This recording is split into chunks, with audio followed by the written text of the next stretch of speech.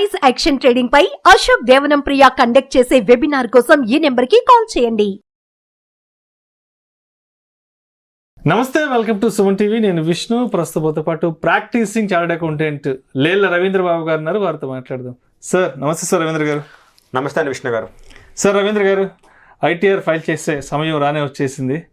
So చాలామంది కూడా ITR ఎలా ఫైల్ చేయాలంటే కూడా ప్రతి ఒక్కరూ ఈ సోషల్ మీడియాలో సెర్చ్ చేస్తూ ఉన్నారు.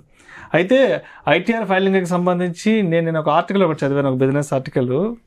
కొన్ని రకాల ఆదాయాల పైన మీరు ట్యాక్స్ కట్టాల్సిన అవసరం లేదంటూ కూడా ఒక ఆర్టికల్ రావడం జరిగింది. ఏంటి అసలు ఆ కొన్ని రకాల ఆదాయాలు, వాటిపైన ఎందుకు ట్యాక్స్ కట్టాల్సిన అవసరం లేదు అంటారు? సో నమస్తే విష్ణు గారు. సో మీరు చూస్తే ఒక మనిషి డ్యూరింగ్ ద ఇయర్ ఎర్న్ చేసిన ఇన్కమ్ మీద గవర్నమెంట్కి ట్యాక్స్ పే చేయాలి. అయితే తనకు వచ్చిన అన్ని ఇన్కమ్స్, తన అకౌంట్లో పడిన అంత మనీ మీద ట్యాక్స్ కట్టే పని లేదు. సో కొన్ని ఇన్కమ్స్కి గవర్నమెంట్ ఎగ్జామ్షన్ ఇచ్చింది. వీటి మీద ట్యాక్స్ కట్టినా కట్టకపోయినా పర్లేదు, ట్యాక్స్ కట్టాల్సిన అవసరం లేదు.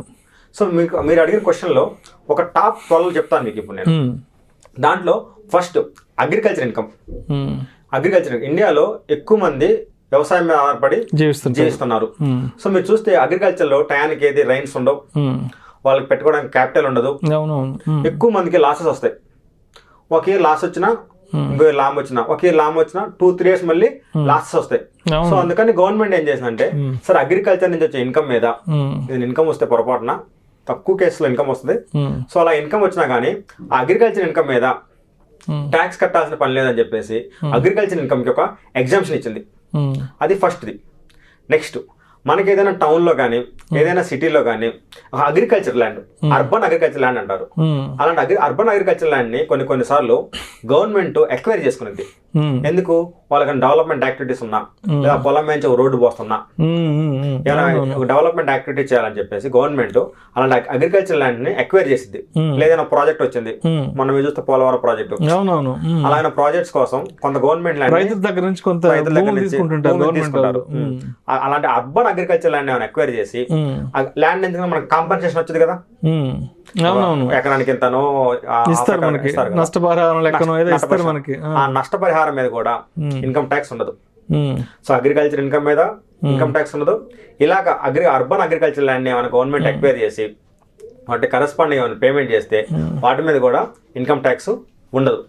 నెక్స్ట్, మన ఇండియాలో మన అందరం కూడా మన దగ్గర కొంచెం డబ్బులు మిగిలితే సేవింగ్స్ అకౌంట్ లోనో ఫిక్స్డ్ డిపాజిట్ చేసుకుంటాము.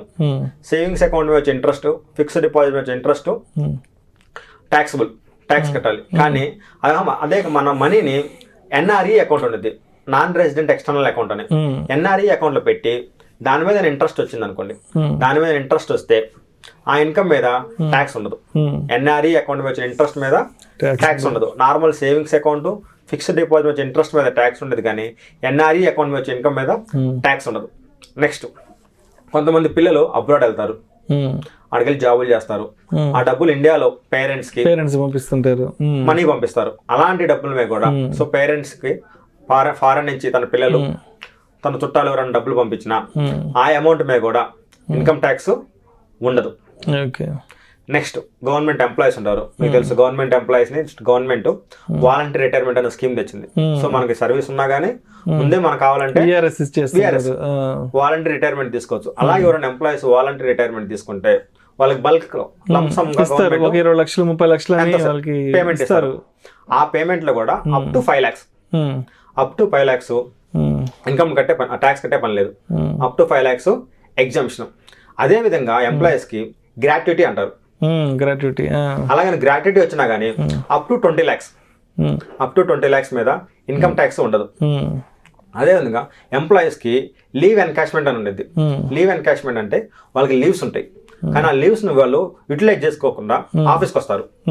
ఆ లీవ్స్ ని యూటిలైజ్ చేసుకుని ఆఫీస్కి వచ్చినందుకు వచ్చిన రోజులు మళ్ళీ కంపెనీ కానీ, government employee government company, private employees private companies leave encashment రూపంలో అమౌంట్ పే చేసింది.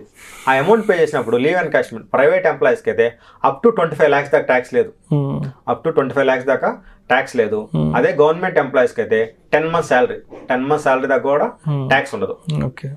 అదే విధంగా మీకు తెలుసు, చాలా మంది ఎంప్లాయీస్కి పిఎఫ్ కట్ అవుతా ఉండేది.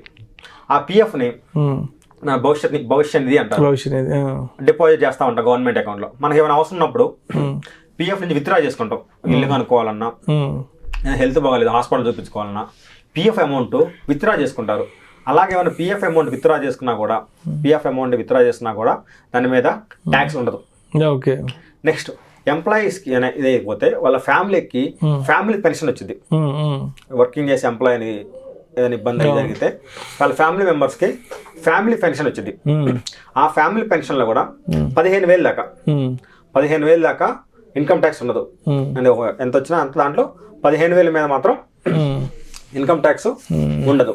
నెక్స్ట్ మన స్కూల్లో కాలేజీలో మెరిట్ స్టూడెంట్స్కి స్కాలర్షిప్స్ ఇస్తారు. రివార్డులు కానీ అవార్డులు కానీ అలాంటి స్కాలర్షిప్స్ వచ్చినా వాటి మీద ఇన్కమ్ ట్యాక్స్ ఉండదు.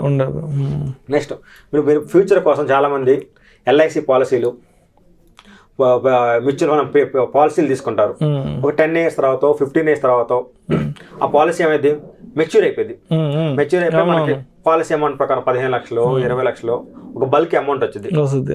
ఆ అమౌంట్ మీద కూడా ట్యాక్స్ ఉండదు. నెక్స్ట్ ఇంకా మీరు చూస్తే ఆర్మీలో పనిచేసే వాళ్ళకి ఏమైనా ఇష్యూ అయినా కానీ సెంట్రల్ గవర్నమెంట్ వాళ్ళకి కొంత అమౌంట్ ఇచ్చింది.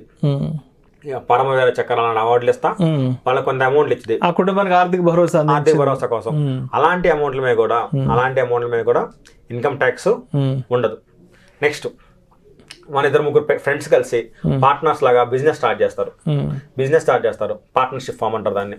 ఆ బిజినెస్ స్టార్ట్ చేసినప్పుడు ఆ పార్ట్నర్షిప్ ఫామ్ లో ప్రాఫిట్స్ వచ్చింది అనుకోండి, ఆ ప్రాఫిట్స్ ని ఈ పార్ట్నర్స్ పంచుకుంటే, పార్ట్నర్షిప్ ఫామ్ బిజినెస్ కి 1 లక్ష రూపాయలు ప్రాఫిట్ వచ్చింది, దీంట్లో పార్ట్నర్ కి ఒక 50,000 షేర్ ఇచ్చారు. ఆ ప్రాఫిట్ షేర్ ఇస్తే ఆ ప్రాఫిట్ మీద కూడా ట్యాక్స్ ఉండదు. ఇలాగా మన డ్యూరింగ్ ది ఇయర్ లో చాలా రకాల ఇన్కమ్స్ వస్తాయి. బట్ వచ్చిన ప్రతి ఇన్కమ్ మీద ఇన్కమ్ ట్యాక్స్ కట్టాల్సిన అవసరం లేదు. ఈ ఒక పని నేను చెప్పాను మీకు, ఈ టాప్ రెగ్యులర్ గా అందరికి వచ్చే incomes. Right. Thank you so much Ravindra Babu గారు. థ్యాంక్ యూ అండి విష్ణు గారు. ఎటువంటి ఆదాయ వనరులపైన ట్యాక్స్ కట్టాల్సిన అవసరం లేదు అనే అంశం గురించి చాలా చక్కగా మీ యొక్క అనాలిసిస్ని మన ఆడియన్స్కి తెలియజేశారు. Thank you so much sir. Thank you అండి. సుమన్ టీవీలో మీ పర్సనల్ అండ్ బిజినెస్ ప్రమోషన్స్ కోసం కింది నెంబర్కి కాంటాక్ట్ చేయండి.